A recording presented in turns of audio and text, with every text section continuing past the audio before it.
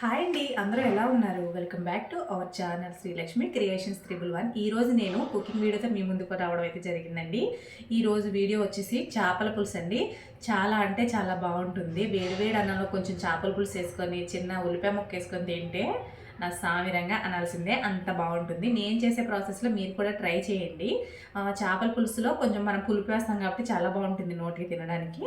అలాగే ఈ వీడియో మీకు నచ్చినట్టయితే లైక్ చేయండి, షేర్ చేయండి, సబ్స్క్రైబ్ చేయండి. మరిన్ని మంచి వీడియోస్ కోసం నా ఛానల్ని సపోర్ట్ చేయండి. చేపల పులుసు ఎలా చేసుకోవాలో ఈ వీడియోలో నేను మీకు చూపించేస్తాను, రండి చూసి నేర్చుకోండి. నేను మీకు చూపించేస్తాను. చేపలండి బాగా కడిగి పెట్టుకోవాలండి, నీచు వాసన రాకుండా. పెరుగు మనకి పులిసిపోయిన మజ్జిగ ఏదైనా ఉంటే దాన్ని వేసి శుభ్రంగా కడిగేసుకోవచ్చు. అలాగే ఉప్పు వేసి కడిగినా కూడా మనకి నీచు వాసన అయితే రాదు. అలాగే ఇది కాకుండా నిమ్మకాయ రసాన్ని కొంచెం పసుపుని కూడా వేసి కడగవచ్చు. చాలా ఉన్నాయండి చేపలు నీచు వాసన రాకుండా కడగడానికైతే. ఇలాంటివి నేనైతే పెరిగేసి మజ్జిగ వేసుకొని కడిగానండి. కడిగి పక్కకైతే పెట్టుకున్నాను. ఇక్కడ నేను 3/4 కిలోల ఫిష్ అయితే తీసుకుంటున్నాను. అంటే కిలోకి కొంచెం తక్కువగా ఉన్నాయి కాబట్టి 3/4 కిలోలని చెప్తున్నాను. అలాగే తర్వాత మనకి మెయిన్గా కావాల్సినవి అయితే చూపిస్తాను. రెగ్యులర్గా వేసుకునేవి వేసేటప్పుడు చూపిస్తాను. ఇక్కడైతే 1 కప్పు ఆనియన్స్ తీసుకున్నానండి, పెద్ద పెద్ద సైజులో. వీటిని మనం కచ్చాపచ్చగా మిక్సీకి వేసుకోవాలి. అలాగే కరివేపాకు, చీరిన పచ్చిమిర్చి అండి. పచ్చిమిర్చిని ఇలా అయితే చీరుకోవాలి, మొత్తం కట్ చేయకూడదు.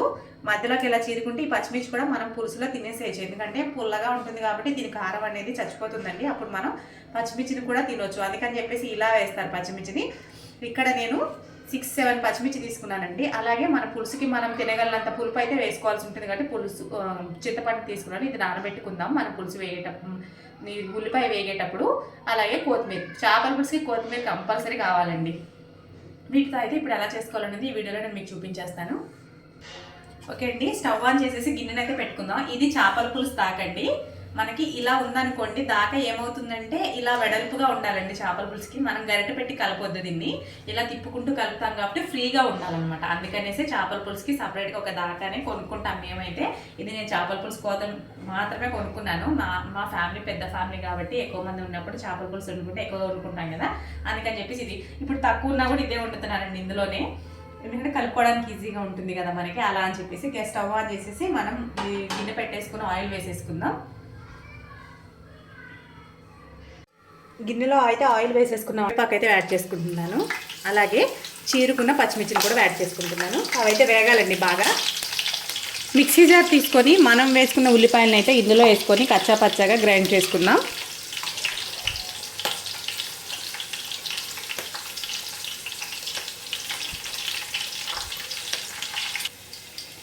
మనం మిక్సీ పెట్టుకునేది కచ్చా పచ్చాగా అయిందండి. దీన్ని అయితే అందులో వేసేసుకుందాం.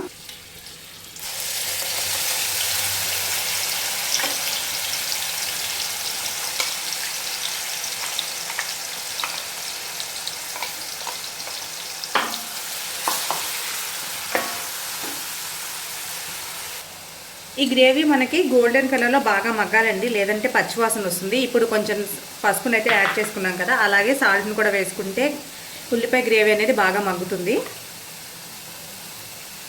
ఈ 2 వేసుకుంటే తొందరగా వేగుతుందండి, అందుకని చెప్పేసి 2 వేసాను. మనకి గోల్డెన్ కలర్ వచ్చే వరకు ఈ గ్రేవీని అయితే వేయించుకోవాలి.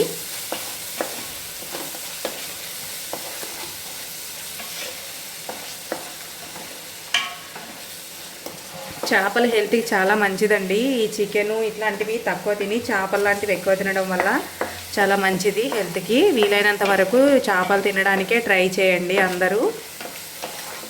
కూర చాలా బాగుంటుందండి, చేపల పులుసు చాలా బాగుంటుంది. ఈరోజు వండుకున్న చేపల పులుసు రేపు తింటే ఇంకా బాగుంటుంది.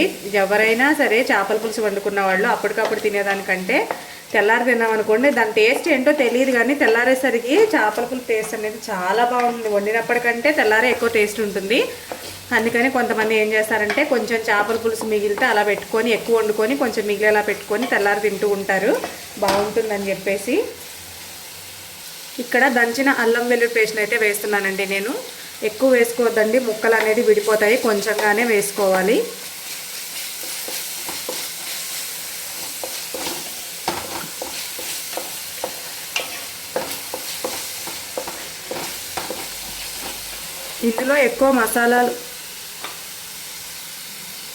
ఇందులో ఎక్కువ మసాలాలు వేసే అవసరం ఉండదండి.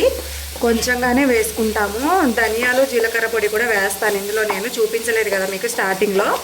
ఆల్రెడీ నా దగ్గర అది ఎప్పుడు పౌడర్ ఉంటుందండి, పౌడర్ చేసి పెట్టుకుంటాను నేను మసాలాల కూరలో వేయడం కోసము. ఇప్పుడైతే అది కూడా వేసుకుందాం.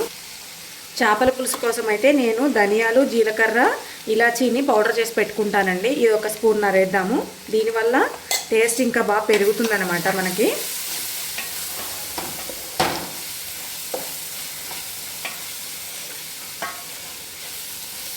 ఇందులో కొంచెం కారాన్ని అయితే యాడ్ చేసుకుందామండి ఇప్పుడే.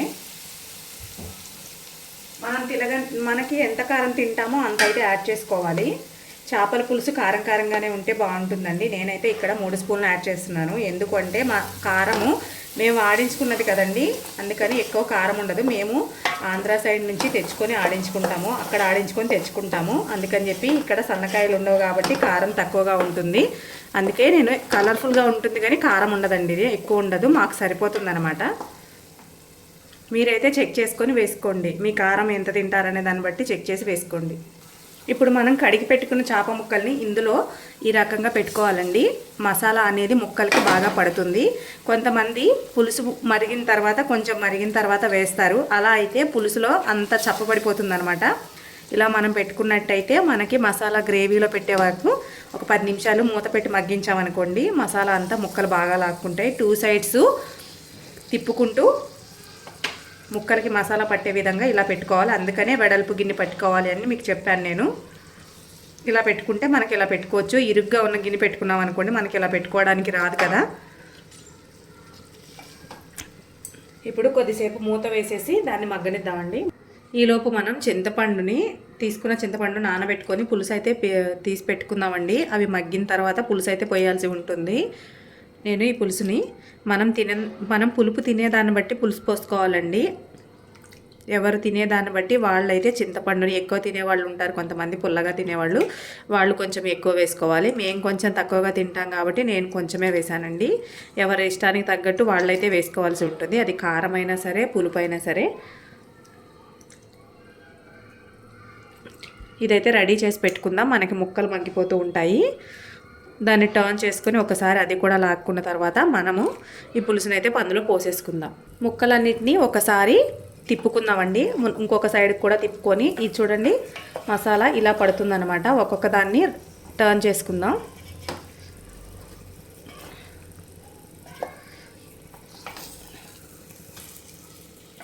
మనం గరిటతో కాకుండా ఇలా అట్ల పుల్లలాగా ఉన్న దాంతో తిప్పుకోవాలండి, లేదంటే ముక్కలు విడిపోతాయి. ఇలా అన్నిటినీ టర్న్ చేసుకొని ఒక 2 నిమిషాలు మగ్గిన తర్వాత పులుసును అయితే వేసుకుందాం. చూస్తున్నారు కదా, దాకా దలసరగా ఉంటే మనం పెట్టుకున్న గిన్నె మందంగా కానీ దలసరగా కానీ ఉంటే ముక్క అడుగున గ్రేవీ అనేది మాడిపోకుండా బాగా మగ్గుతుందండి. ఎప్పుడైనా మనం చేపల కూర గిన్నె కొనుక్కున్నప్పుడు కొంచెం దలసరదే కొనుక్కోవాలి. ఇది కొంచెం పలసగా ఉందండి. నేనే అంటే వేరే వాళ్ళు వెళ్ళినప్పుడు తెప్పించాను అనమాట. వాళ్ళు దాకటమంటే నార్మల్ పలచగా, కొంచెం అంటే అంత పలచగా లేదు, మీడియం పర్లేదు. మనం సిమ్లో పెట్టి మగ్గిస్తాం కాబట్టి ఏం మాడిపోదండి. ఒకవేళ ఐలో పెట్టామంటే మాత్రం మధ్యలో అదంతా మాడిపోతుంది. ఇలా అయితే ఇంకొక 2 నిమిషాలు మనం మగ్గించుకుందాం. చూసారు కదా, ముక్క అయితే మనకి ఒక పక్కన మగ్గింది కాబట్టి కలర్ చేంజ్ అయింది. ఇప్పుడు ఇంకొక పక్క కూడా మనం దీన్ని వేసి మగ్గించుకుందాం మూత పెట్టేసి. ముక్క అనేది మగ్గిపోయిందండి. మనం ఇప్పుడు చింతపండు పులుసును అయితే ఇందులో కలిపేసుకుందాం.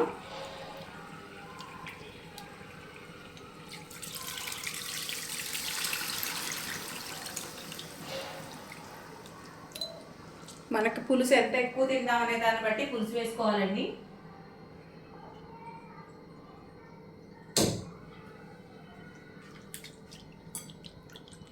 పులుసు ఎక్కువగా కలుపుకునే వాళ్ళు ఉంటే మనం పులుసుని అయితే ఎక్కువ పోసుకోవాలి. లేదు మనం కొంచెంగానే తింటాం అనేవాళ్ళు ఎవరైనా ఉంటే కొంచెం పులుసు పోసుకోండి. ముక్క ఉడకడానికి సమానంగా పోసుకోవాలండి పులుసు, అప్పుడే మనకి కరెక్ట్గా ఉంటుంది. ఇప్పుడు దీన్ని మనం గరిటెతో కలపకూడదండి. ఒక క్లాత్ని తీసుకొని చుట్టూ తిప్పుతూ మన పులుసుని అయితే కలుపుకోవాల్సి ఉంటుంది. ఇప్పుడు నేను చేస్తున్న విధంగా ఎవరైనా సరే చేపల కూర వండినప్పుడు ఇలాగే కలపాలండి. అప్పుడే మనకి ముక్క అనేది విడిపోకుండా ఉంటుంది. ఇలా రౌండ్గా తిప్పితే మనకి మసాలా అంతా సెట్ అవుతుంది, ముక్కలు కూడా విడిపోవండి. ఇలాగే తిప్పుకోవాలి ఎప్పుడైనా సరే. చేపల కూరకు మాత్రమే, మిగిలిన వాటికి దేనికైనా సరే మనం గరిటెతోని కలుపుకోవచ్చు. ఇప్పుడైతే మనం మూత పెట్టేసుకుందామండి.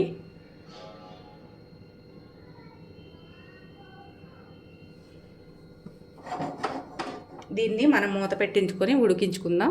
మనకి పులుసు ఉడికేలోపు మనము లాస్ట్లో వేసుకునే మసాలాను అయితే తయారు చేసుకుందాం. ఇక్కడ మిరియాలు అలాగే ఇలాచి 2 కలిపి పౌడర్ చేసుకోవాలండి. చేపల పులుసు దింపేసే 2 నిమిషాల ముందు 1 నిమిషం ముందైనా సరే ఇది వేసుకుంటే చాలా బాగుంటుందండి స్పైసీగా. మా దగ్గర అయితే రంప అంటే జలుబు చేసిన వాళ్ళు చేపల కూర తింటే తగ్గిపోతుంది అని గొంతు నొప్పి ఉన్న వాళ్ళు అని చెప్తారు. మా వాళ్ళు పెద్దవాళ్ళు చేపల కూర వండి పెడుతూ ఉంటారు పిల్లలకి జలుబు చేసినప్పుడు తగ్గిపోతుందమ్మా అని చెప్పేసి. మీరు ఎవరైనా మీ ఇంట్లో కూడా అలాగే ఎవరు జరిగి ఉంటే కామెంట్ చేయండి. ఇదైతే మనం మెత్తగా దంచుకుందాం. ఇలా పౌడర్లా చేసుకోవాలండి. దీన్ని ఒక బౌల్లోకి తీసి పెట్టుకుందాం. చూడండి చేపల కూర కొత్తలాడుతుంది కదా, మళ్ళీ ఒకసారి మనం దీన్ని తిప్పుకుందామండి. పైన ముక్కల నుంచి కూడా పులుసు వెళుతుంది కదా. ఇందులో మేమైతే ఒక స్పెషల్ ఆయిల్ని అయితే వేస్తాము, అది కూడా నేను మీకు చూపిస్తాను. ఇప్పుడు మీరు చూస్తున్నారు ఇది ఆవకాయ అండి, 1 ఇయర్ స్టోర్ చేసుకునే ఆవకాయ. దీనిపైన నూనెనైతే మేము చేపల కూరలో వేస్తామండి. ఒక గరిటె వేస్తే చాలా బాగుంటుందని మా అమ్మగారు వేసేవాళ్ళు, అలాగే నేను కూడా వేస్తాను. ఇప్పుడైతే మనం ఒక గరిటెనైతే తీసి పెట్టుకుందాం. ఇది మసాలాలతో 1 ఇయర్ బాగా మాగి ఉంటుంది కదండి, ఆ ఆయిల్ వేయటం వల్ల చాలా టేస్ట్ వస్తుందని చెప్పి ఇలా మా పెద్దవాళ్ళు అయితే వేస్తారు. అదే మేము ఫాలో అవుతున్నాం కాబట్టి మేము కూడా వేస్తామండి. నేనైతే ఇంత ఆవకాయ నూనెని తీసుకున్నాను. కొంతమంది మెంతుల పొడి కూడా వేస్తారండి చేపల కూరలోని, నేనేం వేయను ఇలా. ఎందుకంటే ఇందులో ఆల్రెడీ ఆవకాయలో మనకి మెంతి పొడి కొంచెం కలుస్తుంది కాబట్టి దాని టేస్ట్ వస్తుందని చెప్పేమో మరి మా పెద్దవాళ్ళు వేసేవాళ్ళు. నేను కూడా అదే ఫాలో అవుతాను కాబట్టి ఈ ఆయిల్ని లాస్ట్లో మనం దింపే 1 నిమిషం ముందు వేసుకొని దింపేసుకోవడమేనండి. చూడండి కొత్తలాడుతూ ఎంత బాగా ఉడుకుతుందో. ముక్కలు కూడా మనకైతే ఉడికిపోయినట్టు కనిపిస్తున్నాయి కదా. అవునండి చూడండి ఉడికిపోయినవి. ఇంకొక కొంచెం పులుసు దగ్గరకు అయ్యే వరకు కొంచెం ఉంచుకుందాం, సరిపోతుంది. మనకు ముక్క అయితే ఉడికిపోయింది చూడండి, తెలిసిపోతుంది కదా. మనం గరిటతో ఇలా అనగానే లోపలికి వెళ్ళిపోతుందంటే మనకి ముక్క ఉడికిపోయినట్టేనండి. మనకి ఏమైనా ఉప్పు తగ్గినట్టు అనిపిస్తే ఇప్పుడే చెక్ చేసుకొని వేసుకోవాలండి. అప్పుడే మనకి ఉప్పు అనేది ఇప్పుడే పడుతుంది, తర్వాత ముక్క లాక్కోదు. అంత బాగోదు అనమాట, లాక్కుంటుంది కానీ అంత బాగోదు. ఇప్పుడే వేసుకోవాలి చూసుకొని. మనకి చేపల కూరలో ఆయిల్ ఎక్కువ ఉంటేనే బాగుంటుందండి టేస్ట్కి. మీకు ఎవరికైనా నా వీడియో నచ్చినట్టయితే లైక్ చేయండి, షేర్ చేయండి, సబ్స్క్రైబ్ చేయండి. మరిన్ని మంచి వీడియోస్ కోసం నా ఛానల్ని సపోర్ట్ చేయండి. చూడండి ముక్కలు ఎంత బాగా ఉడికినాయో, చాలా అంటే చాలా బాగా ఉడికిపోయిందండి. 2 నిమిషాల్లో మనం బంద్ చేసేయచ్చు. కొంచెం పులుసు అనేది బాగా ఆకుంటుందని చెప్పి ఆపాను.